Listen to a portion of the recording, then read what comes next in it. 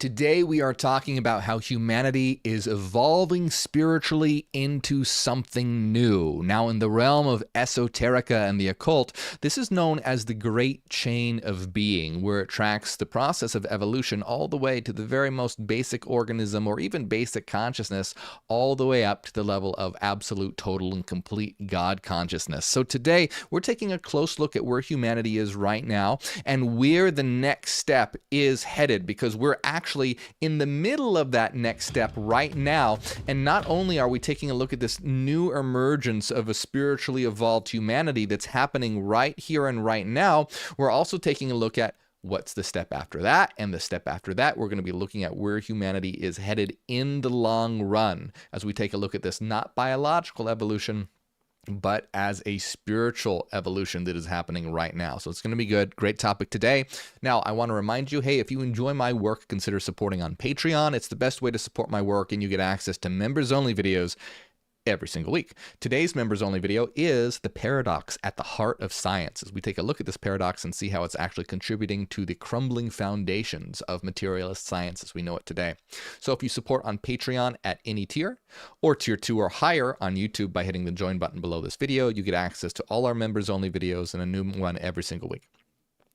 Also, be aware of scammers. There's a lot of scammers out there. People in the comments pretending to be me, saying to be join my WhatsApp or join my Telegram or whatever. Don't fall for it. That's not me. You know, be careful. Also, there are people out there who don't like what I'm doing and don't like what we're doing and are spreading a lot of misinformation and disinformation about me and our group and what we do. So just be on the lookout. Use your logic and reason. Don't fall for the BS. All right, let's begin, my friend. The next stage of human spirituality, there's a new human evolving spiritually right now. So what does this mean? What are we talking about here? And I'm going to read you a few quotes from this individual who posts as Knowledge Collective on medium.com. And it's called The Next Leap in Human Evolution is Not Just Biological, It's Spiritual. So that's from Knowledge Collective, and I will be reading a few quotes from the piece that they wrote. And I really like what Knowledge Collective creates. They do a lot of really interesting articles. So if you enjoy some of the things that are quoted from them, make sure you go give them a follow on medium.com. So what is this talking about? Over here, the individual says, we stand, don't we, on a delicate edge, gazing into a chasm of the unknown. It's a space that invites us, yet frightens us. Breathe deep, close your eyes. Can you feel it? A silent tug, a whisper, a longing. We stand at the edge of something profound, gazing into the vast unknown. Will you jump? So we're at that precipice right now. We're at that precipice of evolution. And what we really need to understand here is, like I said, in esoterica, this process of evolution is known as the Great Chain of Being. And this Great Chain of Being represents teleological evolution versus Darwinian evolution. And this is very important to understand the difference. So reality reflects teleological evolution, not Darwinian evolution. Darwinian evolution has to do with random mutation and natural selection. Teleological evolution also deals with natural selection. That plays a part in it, but not random mutation. It is the purposeful evolving of attributes towards a result. So there is no randomness involved. You always have to remember, whenever you hear random used in any kind of scientific theory, that's code for we have no effing idea how this works. Because if you think about it carefully, randomness is not an explanation, it is a lack of explanation. So if you want to know why something happens, you ask for a reason. You go, well, what is the how does this work? By what process does it occur? If you say it's random, random means there is no process, there is no way for it to occur. And at heart, you might just hear this in passing and go, oh, okay. Oh, it's random. But if you really think about it, randomness is a state of ignorance, because it's basically saying, oh, it happened because it happened. And it's no better than just saying, well, how was the universe created? Oh, God created it. Well, of course, most people who are rational will have a problem with the idea of, oh, just God created it, because you'll be like, well, how did God create it? By what process? Where did God come from? How does God exist? Et cetera, et cetera. But if you go, oh, how did the universe exist? And you go, oh, well, it randomly came into existence through a random quantum fluctuation. And this is actually what is posited as the so-called cause of the Big Bang, is a random quantum fluctuation. So you can imagine if you say, hey, what created the universe? And someone says, well, God created it. And you go, well, what created God? And how does God create things? And by what attributes is God able to be the ground of existence and be self-grounding and have aseity, etc.? There's a lot of problems with that. However, you go, well, how did the universe start? And a scientist goes, oh, well, it was a random quantum fluctuation. People are more apt to be like, oh, okay, a random quantum fluctuation. But it's no better than saying God created it, because randomness is a mechanism that has no mechanism. It's not a mechanism; it's a lack of mechanism. So it's I don't know, something happened. That's what that means. That is what that it's. I don't know, something happened, but covered up with scientific jargon. So Darwinian evolution, while the process of natural selection is absolutely real, random mutation is not. Variations don't just occur randomly. Variations occur according to a certain pattern. And you can kind of imagine it like the growth of a flower. A flower grows according to a specific pattern, not randomly. Now, that's not a perfect comparison. Evolution doesn't work exactly like a growing flower, but it follows a similar pattern and unfoldment. It's not as clear, it's not as easy to see, at least from our point of view. But if you back up and zoom out, you will see that it actually does mirror growth, purposeful growth. So evolution, teleological evolution, and telos comes from the Greek word purpose, by the way, is about purposeful growth, whereas Darwinian evolution is about randomness. So that's important to understand. And the reason why, of course, materialists like Darwinian evolution is because when you have Darwinian evolution, there doesn't have to be a metaphysical domain. There is no spiritual domain necessary. Teleological evolution, on the other hand, often necessitates a metaphysical domain, because there has to, where did the pattern come from? Well, that pattern comes from an underlying mathematical realm of energy and frequency patterns. At least that's how we describe it. Other systems might describe metaphysics in a different way, but we approach metaphysics from a meta-rationalist perspective, where we say that we can understand the metaphysical realm in a rational way. And thus we understand that this is a mathematical reality as expressed by frequency and wave patterns. So when we talk about the next level of human evolution, we have to put it in perspective and realize the reason why this is important when we talk about have a humanity be in a state of evolution right now is because we have to realize that there isn't just physical evolution, but there's also spiritual or metaphysical or mental evolution. These are different words for essentially the same thing, highlighting different attributes. The spiritual realm, the realm of frequency, the realm of mind, well, what I meant to say is a realm of frequency. It's a realm of mind. So the spiritual is the mental. And when I say mental, I don't mean the particular egoic mind or consciousness that you operate from. I mean you and our eternal essence as eternal beings of frequencies, eternal minds, which in our system we call zetas. So each one of us is an eternal mind, eternal soul, eternal zeta. And this is a collection of frequency patterns. So you have physical evolution that's occurring, but you also have mental evolution that's occurring. And to get an idea of this, you could imagine, as physical evolution occurs, imagine behind the scenes fractal patterns shifting and transforming and forming more intricate patterns and more intricate shapes. So you have this realm of patterns behind the scenes where our physical reality is overlaid. So you have mental evolution, you have physical evolution, and they interact because they're linked together. They're a linked domain. They influence each other. Mental evolution gives rise to physical adaptation. Physical adaptations allow one to survive and learn more, relating to mental growth and transformation in one's knowledge accumulation. So they're connected. So you have mental evolution, you have physical evolution, or the spiritual and the material, either way you want to talk about it, happening at the same time. So where are we at right now? We are, and this is, we have to remember, there are 3 phases to life, to the universe, to reality: survival, planetary civilization, and holos independence. Now, this is a very, very simplistic model. It's a lot more detailed than this, but putting it in perspective. So humanity is currently in the survival stage, and we are trying to shift humanity from the survival stage to phase 2, planetary civilization. So what is the survival phase about? Survival phase is mostly about physical evolution. The survival stage is the whole process of physical evolution for the purpose of finally producing an avatar or body that has the capacity for self-awareness and higher consciousness. So we have completed the purpose of the survival phase.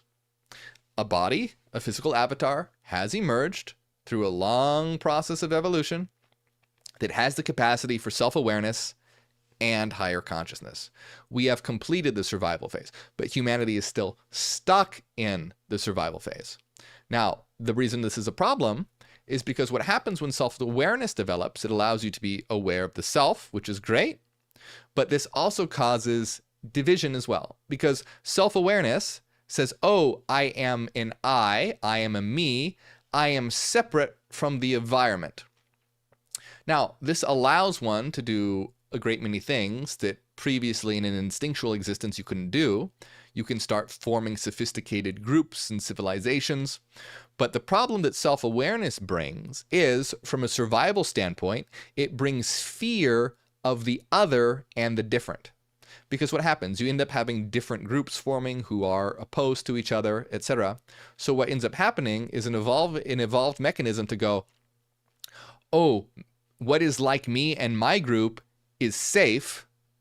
That which is different or other is dangerous or an enemy. So we're living in a world that's still stuck in self-aware survival mindset, where when something is different and other than them, they go danger, enemy, other, threat. This is the problem. We have completed what the survival phase needs to accomplish, which is the development of an avatar with the capacity with self-awareness and higher consciousness. But now we're still stuck in that mindset, humanity as a whole, but we need to move to phase 2, which is planetary civilization. Now, phase 2 is not about physical evolution, at least not in the way phase 1 was. We'll get to that in a moment. Phase 2 is about mostly a mental evolution, and any physical evolution will be powered by explicit mental will, and I'll explain that in a moment. But phase 2 is about a mental evolution as we evolve from self-awareness to all-awareness. And this is what we're trying to get humanity to evolve to, from self-awareness to all-awareness, and eventually hyper-awareness. Hyper-awareness is just a very highly evolved form of all-awareness. Just like you can have people who are at different levels of self-awareness. Some people identify with their personas. Some people identify with their egos. Other people have done a lot of work with their unconscious and realize that they're a whole and have worked to integrate elements of themselves to become a whole, more psychologically aware person. Different levels of consciousness exist within self-awareness. Within all-awareness, different levels of consciousness exist as well, with hyper-awareness being the most evolved form of all-awareness. So what is all-awareness? All-awareness is the literal development of a new structure in the psyche, known as the analog all. So for self-awareness to occur, a structure in the psyche develops known as the analog I, and the analog I is the basically the model of oneself that one creates in the mind to reflect who they are.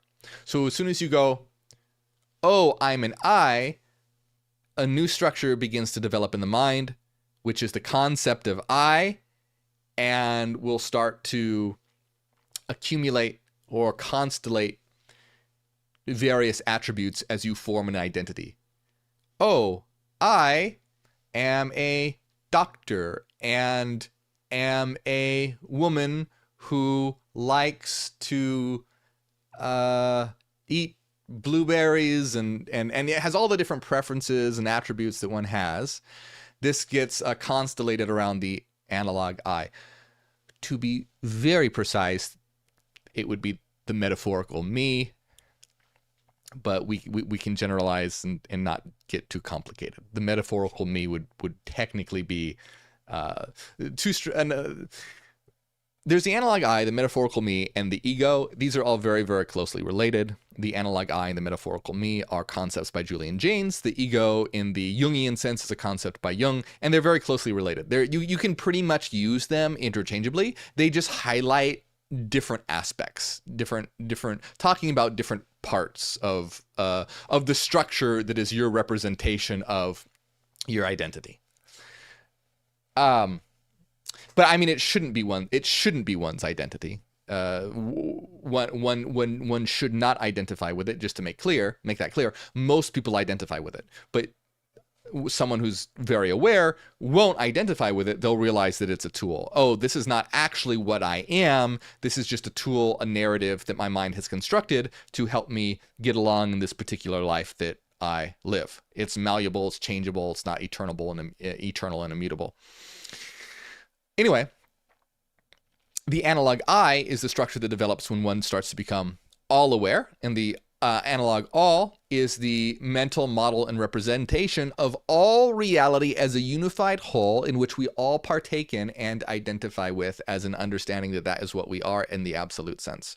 So it is a universal rather than being a particular. The analog all is something that we should all share. Now, we don't right now, but eventually that would be the goal. Just like most humans today are self-aware, we want most people to be all aware. The difference between the analog I and the analog all, which makes one a particular versus one it should be a universal, is the analog I is very specific to you and each individual person. They're all different. They all vary. The analog all is should be as close to one another's as possible, because it's the model of reality as a holistic system. And my model of reality as a holistic system should be as close to your model of reality as a holistic system as possible, so that we all reflect the same objective truth and understanding of what reality is as a holistic system, and realize that we are all part of that system and are that system expressing itself in different ways. So the analog all develops, and in the development of the analog all, guess what happens? The analog all, through the development of the analog all, other no longer becomes a threat. Other becomes a opportunity for learning and growth, like looking in the reflection. So you can imagine self-awareness sort of being like an animal that's barking at its reflection in the mirror. Oh, that's an enemy. And then, if it realizes that, that's me. It's like, that's me. Let me fix my hair and straighten my shirt. It'll give you some knowledge, gives you some reflective knowledge. It tells you something about yourself that you didn't know. Same thing versus self-awareness versus the analog all and all awareness. Self-awareness, you're the enemy. They're other than me. They're different than me. They're foreign than me. Danger, danger, danger. Bark, bark, bark, bark, bark. Versus, we are all part of a unified system expressing itself in a diversified way, and I am and you are and we are all that system. Therefore, you are a reflection of me and I am a reflection of you, and you're different than me. That's so interesting. Let me learn from you and see your point of view, and that'll possibly even tell me something about myself, and unconscious maybe even pull out unconscious content that I didn't know existed, and we can all live a more fulfilling and more interesting life instead of everyone wanting everyone to be exactly like each other in a negative sense. So there is this development that is a spiritual or mental evolution. It's not about a physical or biological evolution. But here's the important thing to understand here, is that we have multiple phases, and each of these phases are very intricate. So when we talk about humanity evolving to the second phase, planetary civilization, developing the analog all, becoming all aware, there's a lot that is going to occur here. We're going to have the development of new technologies. We're going to have the development of new ways to access information, new ways to interact with each other. And I've talked about this a lot, so I won't go into it in detail anymore, too much more. But like I said, your cell phones, your smartphones are external organs of the absolute. They're the external organs of a forming network mind. The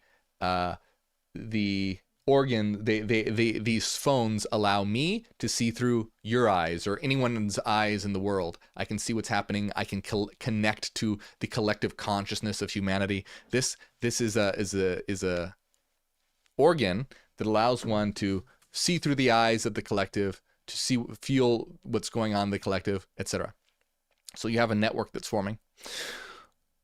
In addition to having network that's forming, you're having technology develop. So what's occurring now is that technology is actually a form of evolution. So we have technology that's being evolved here. So like I said, that it's a spiritual evolution, not a physical evolution. But there is a physical evolution that's going to occur. But this physical evolution is not directed by humans. I'm sorry. It is directed by humans. It's not directed unconsciously. So evolution, in terms of how we're familiar with it, billions of years of small changes, natural selection, etc., that's the force of evolution happening on an unconscious level.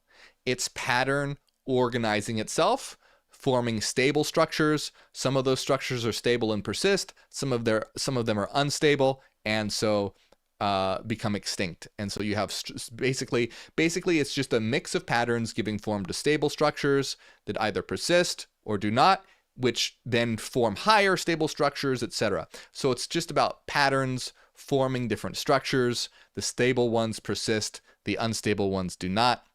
This is standard evolution. Takes billions of years. It's an unconscious process. There's no creator or conscious mind directing it. You can imagine it as it's a self-evolving system where it's an interaction of patterns giving rise to stability or instability. Now, humans come on the scene. They become self-aware. They start to develop technology. What is technology? Technology is just evolution, but directed by conscious beings. Now, we begin to step to what is hyper-aware technology. Now, what is hyper-aware technology? Hyper-aware technology is when individuals are aware that they are the force of evolution and develop technology towards a purpose. So do you see the difference here? Right now, people are developing technology. Why? Because ultimately they want to sell things and make money. Now, of course, it's not always the case. There are some people out there who really want to help people and develop new medicines and etc. But to a very large degree, most of the, at least popular things that are being developed, most of the technology is being developed to make money. And it is certainly not being developed from a hyper-aware conscious perspective, knowing that one is directing the force of evolution. So once individuals become hyper-aware, they realize that they're directing the force of evolution through their development of technology. Now, of course, through the development of technology, we'll be able to develop all sorts of human augmentations through integrating different technologies with the human body, whether it's the eyes or the brain or what have you. Lots of different human technologies, human augmentations that can be developed, and this is a form of directed evolution. But you see the difference. If it's not directed by hyper-aware individuals, if it's not hyper-aware technology, then it's just going to be done to sell product.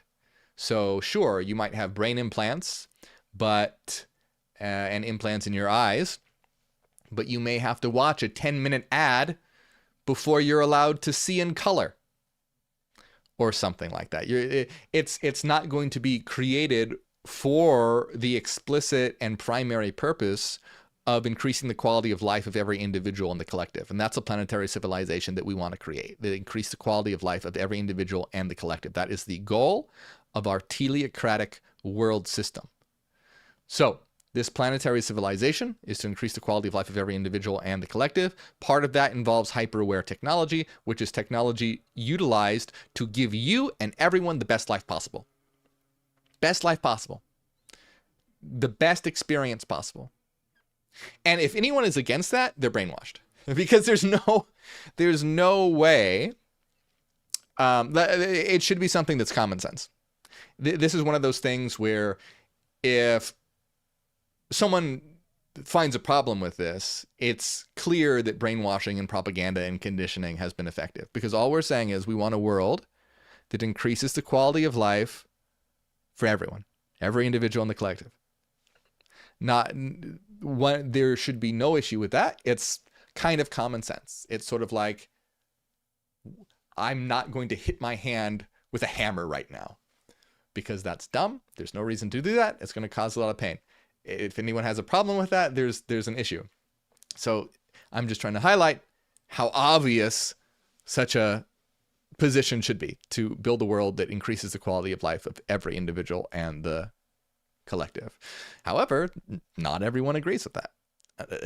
And this is a problem. This is an issue.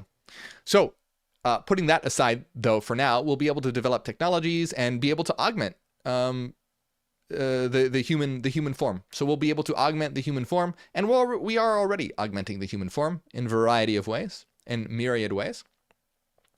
And we will continue to be able to do this. We'll continue to be able to augment the body in a variety of ways.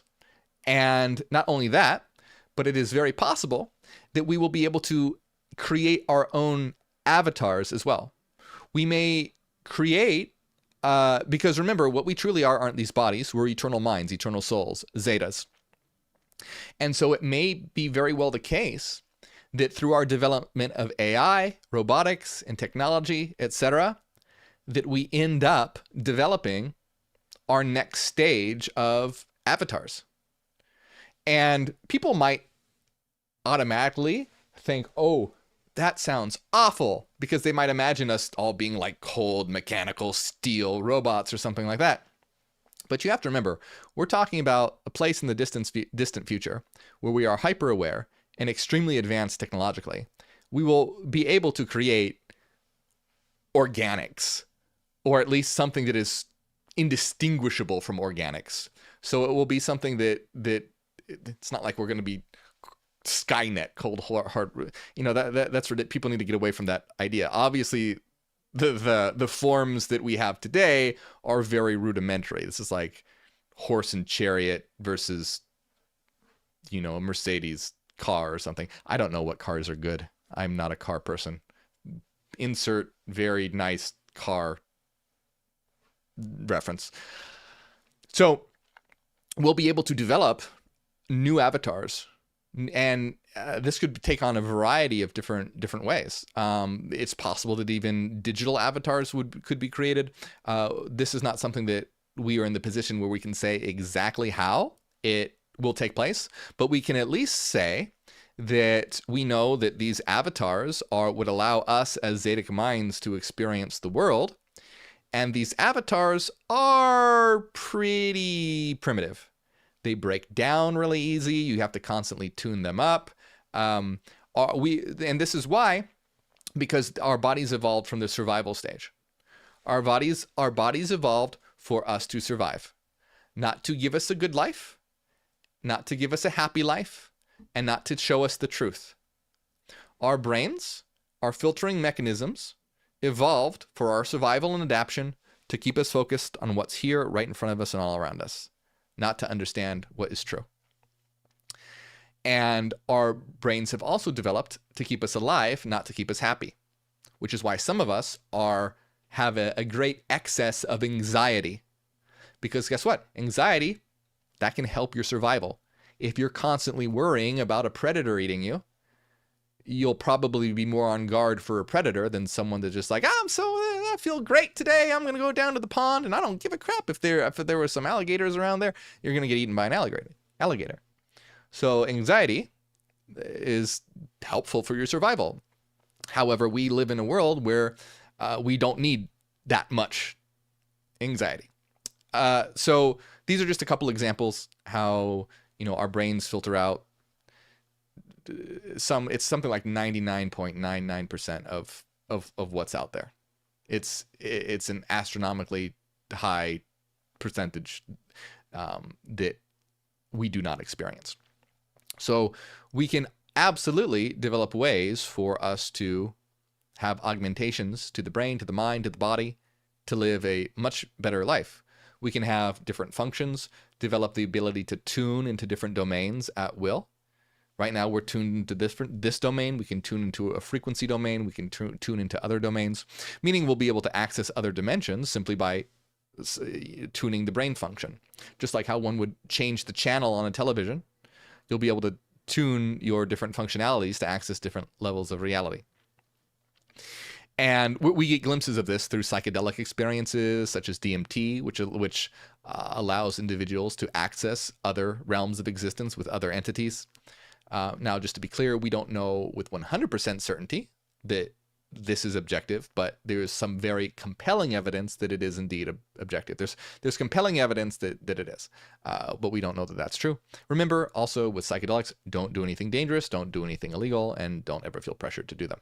But I mention them because they are very, very apt to highlight that when one alters brain functionality, it lessens the filter and allows one to perceive other aspects of existence, such as the patterns of the frequency domain, or tuning into other collective frequency domains and possible entities in that area.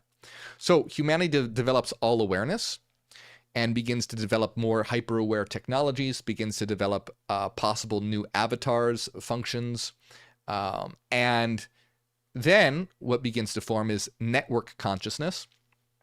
We're already laying the groundworks for network consciousness. Network consciousness, the groundworks for that there is social media. We're starting to become connected as a network. Network consciousness is when all the individuals with all awareness and hopefully hyper awareness be able to specifically work together and form a conscious network where they realize consciously that we're all different aspects of each other, and we are the aspects of the universe experiencing ourselves. Now, when humans start to realize this and understand this, they become what you could term a meta entity. So when a human becomes a meta entity, it's sort of this idea of breaking the fourth wall of reality. And what I mean by breaking the fourth wall of reality is, have you ever played a video game and you're playing the video game and then the video game references the player?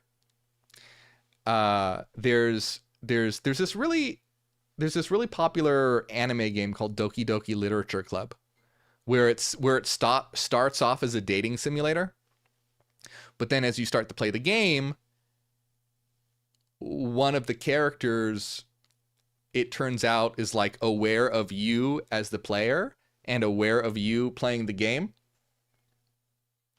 and so like starts to interact with you and the player.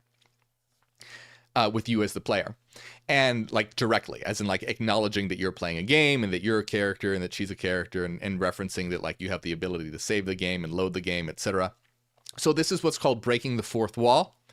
For those who aren't familiar with why it's called breaking the fourth wall, it comes from theater, because in theater, if you're watching a play, there's no, if you're watching a set and someone's in a room, you're watching a set, you're watching a play, someone's in a room, well, there's only 3 walls in that room. If there was a fourth wall, it would be placed between you and the show, you and the actors on stage. So the fourth wall is this invisible wall. And so breaking the fourth wall is when an actor would address the audience, because it's like, oh, whoa, you're taking me out of this narrative that we're in. So same thing with video games, etc. It's breaking the narrative and acknowledging a higher reality in a certain way. So when I say that humanity evolves to a meta entity, when they start to become all aware and start to form collectives, etc., a meta entity is when you break the fourth wall of this reality, where we realize we are the absolute, experiencing ourselves as individuals in this domain. So right now, most people don't realize that. They just go, oh, I'm Bob or Jane or Andrew that works at the coffee shop, and I gotta pay my taxes and pay my bills and, go to my family's house this weekend and tune up my car, all normal human things. And there's nothing wrong with doing any of those things. I hope that you do all those things. But that fourth wall is there where that is the absolute experiencing itself. So a meta entity is one realizes, hey, I'm the absolute. You're the absolute. We're the absolute. This thing that we're doing right now, this is a game. This is a game that we play together. And so it's acknowledging that it's a game. You're breaking the fourth wall of reality as a meta entity. And so you break that fourth wall, and this allows one to, guess what? Alter the rules of the game. You realize, hey, we're playing a game together. We can play any way we want. Let's play a game. How about this? Let's play a game where we don't kill each other. I think that would be a better experience. Right now, this is a shitty game. So we can develop, when we realize it's a game, when we realize that we're all in this together and we're all reflections of each other, we can say, hey, this game is kind of bad. This is not a great game. Let's change the game. And we can build a beautiful world together. And then guess what? When we build a beautiful world, guess what will happen when we build a beautiful world? All these religions that are about escapism won't be about escapism anymore. You know, trying to get to heaven, to get away from the sinful world. Trying to get to nirvana, to detach from this place of suffering. Trying to ascend to another plane as a spiritualist. No, when this game is, when Earth is a fantastic place, like, why would you want to leave? This is great. We're able to experience together, learn together, grow together. This is the game that we have created, and it's a great game. It's a fantastic game. It's a beautiful game. We're having a lot of fun. Why? I don't want to quit now. Just 5 more minutes. I'm almost done. And that's the thing to realize. People look at this world like it's a horrible place. It doesn't have to be a horrible place. It's just a very badly programmed video game. It's a shitty game. It's a game where people are killing and murdering each other for the most ridiculous of reasons. So we can have a game that's absolutely fun to play when we realize what we are. And so anyway, we develop absolute, this absolute awareness, this all awareness. We begin to form networks. And when we form networks, that means that we are able to acknowledge that we are the absolute and that you are the absolute and that we're all experiencing reality together, and begin to explicitly share information with that in mind and develop structures of society built on this collective consciousness and start actualizing this collective consciousness in the world. So that way we will develop a collective consciousness. And this doesn't mean we'll lose our independent consciousness, but we'll be able to switch between the two. We'll be able to switch between our reality that's, hey, I'm an individual, versus, oh, I'm part of a network. Just like how we're able to go have individual interactions with humans right now, or we can connect to the internet and get access to all the information there. Our ability to connect Our ability to connect to the internet doesn't negate us as individuals. We're individuals that are able to access the internet. So when we form a network collective consciousness, our individuality doesn't disappear. We're just individuals that are able to access the collective consciousness, to access a network mind. So we become a global united network.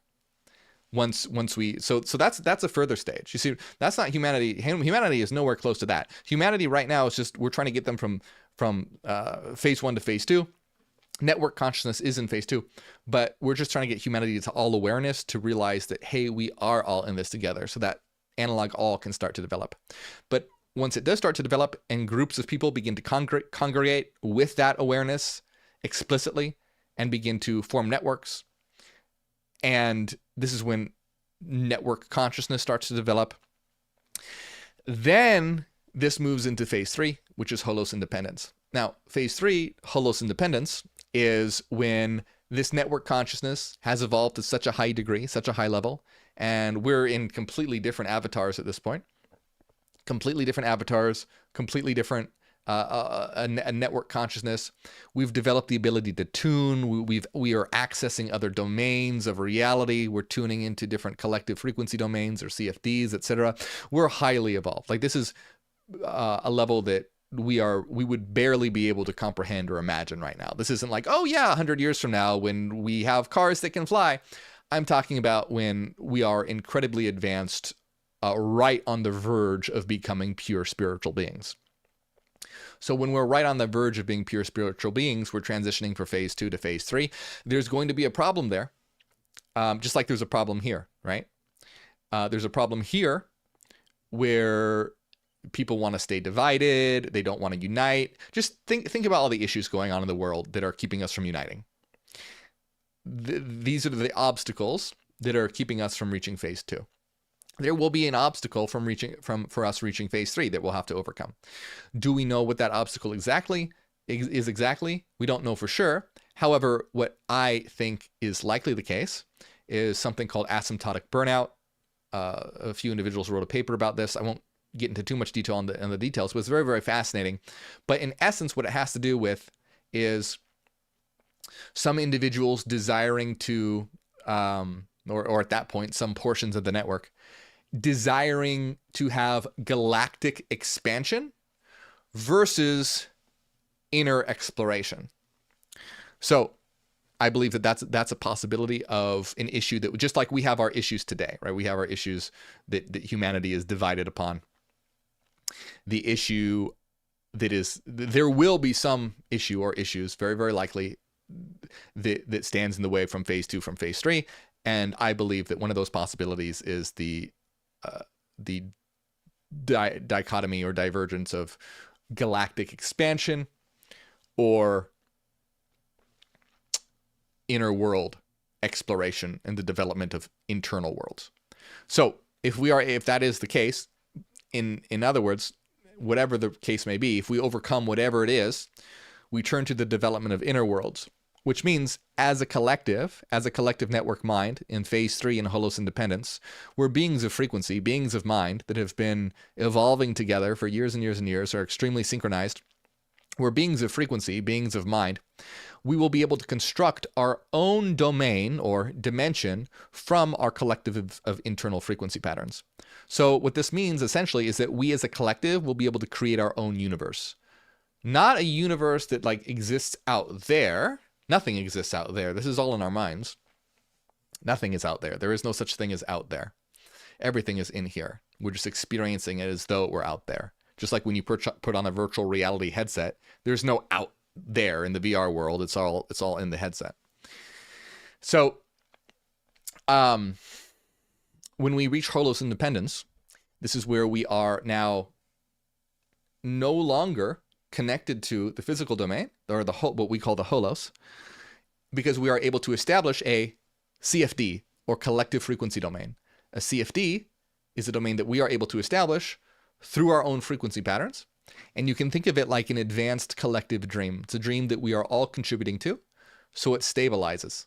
A single dream is not stable because it's very dependent on your emotions and fluctuations. The more minds that you add, the more stable a frequency domain becomes, because you're adding more and more parts or pieces from nodes that aren't you. And so it becomes more of a collective domain that is stable and persistent. This is why this domain is so stable and persistent, because it is a projection of every single mind in existence. So a mind-bogglingly high number of minds contribute to this existence, which is why it's so slow to change, because it's not dependent on any one mind or even a few minds' frequencies. It's all of our frequencies. So we'll be able to establish a CFD, collective frequency domain, and exist as a network mind within this network domain that we have created. So we will be both one and many at the same time. We will be one mind, but many minds made up of a multiplicity of minds. We will be a network mind, a Zedic network. So this, of course, adds a whole new layer of existence. And I'm not going to get into too much of the detail here, but I will at some point later. But essentially, at this level of existence, what we turn to is our interaction with other network minds and CFDs, as well as our interactions with developing species.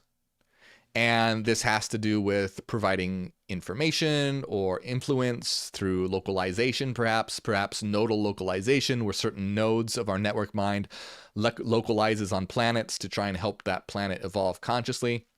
And this is because our our prerogative at that point will realize that we're all connected together, so our evolution will be bound up with the evolution of other minds. Now, of course, there's going to be most likely conflict here as well, as some network minds will probably have different ideas on how species should evolve or should not evolve, so there'll likely be issues there. And then, of course, we'll have network minds that form networks with other network minds, creating a higher tier network.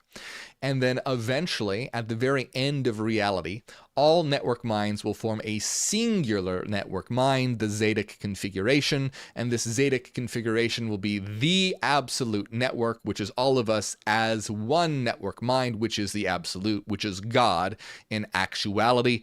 And we will, at that point, be able to form the entirety of the physical domain will be our domain. Essentially, the physical domain, the real domain, is the domain that has the most minds contributing to it. That's what defines the holos. That's what defines the collective domain. It's the domain with the most minds contributing to it. And when all minds are actualized as the network, then they will be able to take we will have full and complete control over the universe, and all substates and subdomains of that universe will be in complete and total control, and we will be able to work together as an identity. Now, of course, at the end of this will be when we have explored all possible configurations, all possible modes of being, until we have just become completely exhausted of experience. There's nothing else that we desire to know. There's nothing else that we desire to do. We are complete, and then we collapse into complete and total identity, where we are functionally one, because we are all just on the same page in every way, that it is as though we are one mind, because we've gone through billions and billions and billions of years of interacting together and ironing out our differences and seeing reality from each other's perspectives, etc. So we're functionally operative as one mind at that point. And then, of course, this is what happens when we're at the very end of time, and at that point we basically do a shattering of ourselves and starting reality all over again, and creating a new Big Bang and a new universe and a new experience, wiping our minds in the process, going into an unconscious state. And of course, the reason why we would do that is because if we did not do that, we would be in a state of hell, because we will have exhausted all experiences that we desire to experience. We'll have exhausted all knowledge that we desire to know or can know. We will have reached the ultimate limits and exhausted everything. And if we were in that state forever, that would be a nightmare. That would be a hell. So what we do is we do a mind wipe and start everything again from a singularity. And of course, the reason why we do a memory wipe is because if we had explicit knowledge of all of that, then that would just be an experience that we were already conscious of. It wouldn't be one that we would have a desire to know, because we will have already known it. So this is essentially a mapping in a very concise way. I could go into so much detail on each one of these things, but I've talked a lot longer than I had anticipated I would on this subject. I didn't even read any quotes from the article, but that's fine. The ultimate thing to understand here is that, hey, we are on a process of evolution, and this process is both spiritual and physical, but right now it is mainly physical. And when it becomes, mainly spiritual, mainly mental, and any physical evolution will be consciously directed by us. Any kind of significant evolution will be consciously directed by us. But it is imperative to understand this so that we can begin to understand reality and interact in positive ways. People think, well, what does this have to do with my life? How come? Why is this important? Well, it's important because thinking and planning ahead allows you to understand how to act and behave right now. If you only thought about what's going to happen tomorrow, you would probably have a really shitty life. You wouldn't be able to make any plans, and everything that you would do wouldn't be able to incorporate any sort of long-term consequences. So with this understanding, when we understand what humanity is, where we are, why we're here, what we're doing, we can begin to construct a reality that reflects that and understands. If we all understood this, we wouldn't be having all the war and bloodshed and murder and hatred and racism and homophobia that we're having right now, because we realized that was all redundant and there was no reason for it. So this is very important information to understand, and I hope you enjoyed it. If you want to spread this information, please like and subscribe. Like and subscribe. It's important to spread this information, and if you enjoy my work, consider supporting on Patreon. we're having a members only video. It's called The Paradox at the Heart of Science. And that's going to be a really good one as we take a look at the paradox that is causing a crumbling to the foundations of science. So if you want to be a part of that, you can just support on Patreon on any tier, or tier 2 or higher on YouTube by hitting the join button below this video. And as always, remember, never feel pressured to support monetarily. There are plenty of free ways you can support, like liking and subscribing and sharing. But I want to give a big shout out to everyone who does support, especially Renaissance Fairy, Cassidy, Angela, the Halloween Mom, DB, Enki, Nuselina, Paul Rogers, Eric, Fire, Masam, and Christopher, everyone else as well. Thank you very much.